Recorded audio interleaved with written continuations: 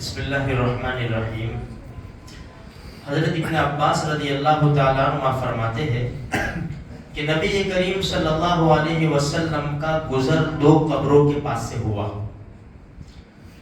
اللہ کے رسول صلی اللہ علیہ وسلم نے ارشاد فرمایا کہ یہ دو قبر والوں کو عذاب ہوتا ہے،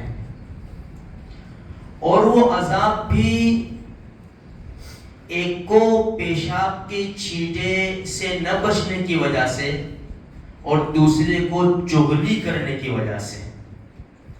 یہ دو ہمارے معاشرے کے اندر بہت چھوٹی چیزیں سمجھی جاتی ہیں۔ انسان پیشاب کرتا ہے بے احتیاطی کے ساتھ، سب کی بات نہیں ہے، بس عام طور پر اتنا خیال نہیں کرتے۔ بعض مرتبہ پیشاب کا قطرہ رہ جاتا ہے، پھر انسان فارغ ہو جاتا ہے، اس کے بعد نکلتا ہے، دھیان نہیں دیتا انسان۔ بعض مرتبہ کیا ہوتا ہے کہ پیشاب کرتے وقت چھینٹے اڑتے ہیں، تو پیشاب کرتے وقت ہمیں بہت احتیاط سے کام لینا چاہیے کہ یہ پیشاب کے قطرے ہمارے جسم کے اوپر، ہمارے کپڑوں کے اوپر نہ لگے۔ دوسری بات چغلی، اللہ کے رسول صلی اللہ علیہ وسلم کیا فرمایا کہ ایک کو چغلی کی وجہ سے عذاب قبر ہوتا ہے۔ چغلی کسے کہتے ہیں؟ غیبت اور چغلی۔ غیبت کہتے ہیں کسی کی بات اس کی پیٹھ کے پیچھے بیان کرنا کہ اگر وہ سن لے تو اس کو برا لگے۔ عام طور پر اتنا عام ہے، ہماری مجلسیں، ہماری باتیں، ہمارے فون بغیر غیبت کے ختم نہیں ہوتے۔ اور الغیبت اشد من الزنا، اتنا بڑا گناہ ہے غیبت کا، لیکن عام طور پر اس کو اتنا بڑا گناہ نہیں سمجھتے۔ ایک دوسرے کی برائی زبان کے اوپر آ ہی جاتی ہے۔ میرے بھائیوں، کون سا انسان عیب سے خالی ہے؟ ہر ایک کے اندر عیب ہے، اور اللہ کے رسول صلی اللہ علیہ وسلم نے ارشاد فرمایا من ستر عیبا مسلما سترہ اللہ یوم القیامہ، جس نے اپنے مسلمان بھائی کا عیب چھپایا، اللہ قیامت کے دن اس کا عیب چھپائے گا۔ بھائی یہاں تو عیب کتنوں کے درمیان ظاہر ہوگا، لیکن قیامت کا میدان تو ٹھاٹے مارتا ہوا سمندر، انبیاء کرام، اولیاء کرام، بزرگان دین، فرشتے، ساری مخلوق ہوگی۔ تو ہمیں ایک دوسرے کے عیب کو چھپانا چاہیے۔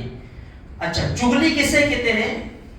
کہ کسی کو لڑانے کے لیے، جھگڑا فساد کرانے کے لیے کسی کی بات کو کسی اور تک پہنچانا تاکہ وہ جھگڑا، ہماری زبان میں لڑوا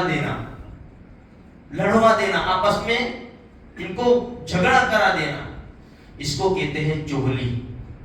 دیکھو میرے بھائیوں، ایک بات یاد رکھو، اگر کوئی آدمی کسی کی بات ہمارے سامنے کرے نا، تو یہ سمجھ لینے کا کہ ہماری بات بھی کسی اور کے سامنے کرتا ہوگا۔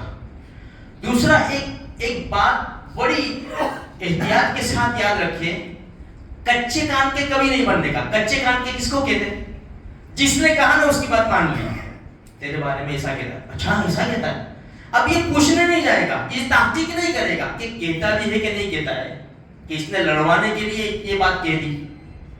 ہمیشہ یاد رکھو، اگر ہمت ہے تو اسے کہو، تیرا نام لے کے کہوں میں کہ یہ ایسا کہہ رہا ہے، تیرا نام لوں میں، وہی خبر پڑ جائے گی، وہی خبر ہو جائے گی۔ تو کسی کی بات کے اوپر جلدی بھروسہ نہیں کرنے کا جو لڑوانے کے لیے ایسی بات کرتا ہو، بلکہ اس کی تحقیق کرو، پوری تحقیق کرو کہ اس نے ایسا کہا ہے کہ نہیں کہا۔ کسی کے کہنے کے اوپر دشمنی مت موڑ لو، اپنے دل کے اندر اس کی دشمنی اور نفرت مت بٹھاؤ۔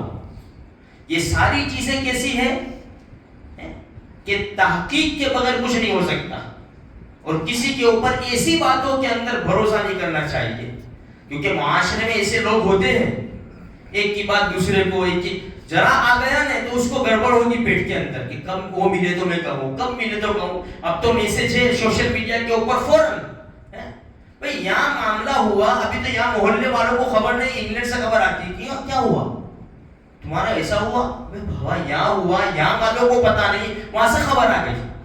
تو آج کل ماحول بڑا عجیب ہے، اس کے گناہ بڑے خطرناک ہیں، اور اس کی سزا بڑی سنگین ہے میرے بھائیوں۔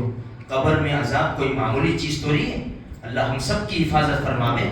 تو ہمیں احتیاط سے کام لینا چاہیے، ہر ایک کی بات کے اوپر اس معاملے کے اندر بھروسہ نہیں کرنا چاہیے۔ اللہ مجھے بھی، آپ کو بھی، سارے مسلمانوں کو دین کی صحیح سمجھ عطا فرمائے۔